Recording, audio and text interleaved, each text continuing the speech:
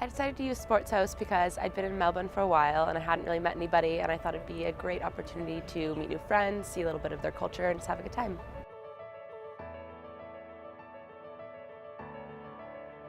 I decided to host because I thought it would be a really good opportunity to meet people that I wouldn't, encounter in my sort of normal everyday life. You do the 9-to-5 grind, you hang out with your friends on the weekend. I go to the footy, but I don't really meet anyone new.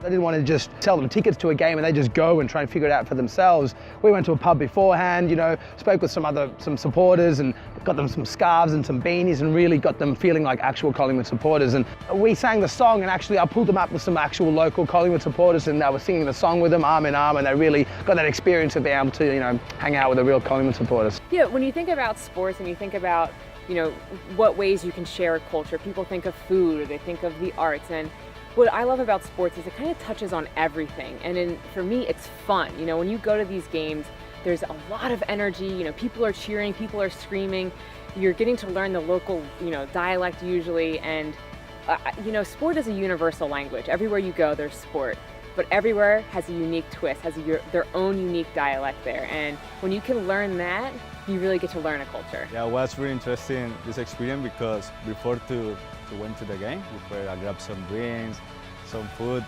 shared with the locals. We tell about my hometown, how the people live, how the people feel the atmosphere before a big game in footy in Australia. So it was really interesting. The sharing economy is now the mainstream, especially when it comes to travel and tourism. We want to explore like a local, get excited and inspired by passionate people sharing their cities with us. And we want it to feel like a real, authentic experience. Before the tennis, they took us to this amazing Greek restaurant and we had tons of food, lots of dips, a few drinks. And then afterward, we went to this amazing cocktail bar on a rooftop that I probably would have never ended up in without the posts. I really wanted our travellers to experience what I experience every time I go to the footy. It's this really social, amazing night or day for that matter. Yeah, especially I think watching the footy at the G, you get this amazing atmosphere, and when it's a big game, you just get this hum around the whole ground, which is just, spine tingling.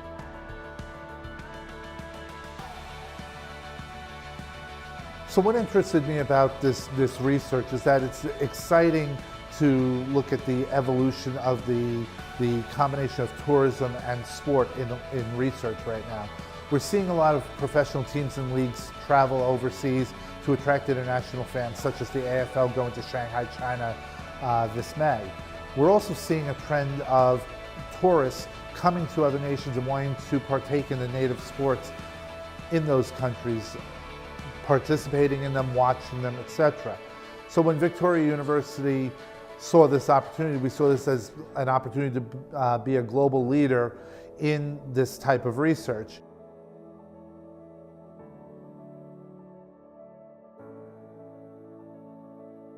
You can't pre-package an experience and just expect people to jump on board. People need to feel connected to the experience. They are sharing the story with you and they're building it with you. Definitely recommend sports hosting to anyone that loves sport, likes meeting new people. So the actual sports hosting experience was that successful that after the game they were really wanting to prove to me how amazing their experience could be for me. So afterwards they were all just basically making travel dates for me to get to Cali and for them to show me a game and me to experience what I showed them, which I think is what sports hosting is all about. I would love to host when I go back home. I think I'd love to pay it forward and have travelers come to LA. I'd take them to a Dodger game, I'd get them a Dodger dog, and I just love to really have a good time with them in my home city.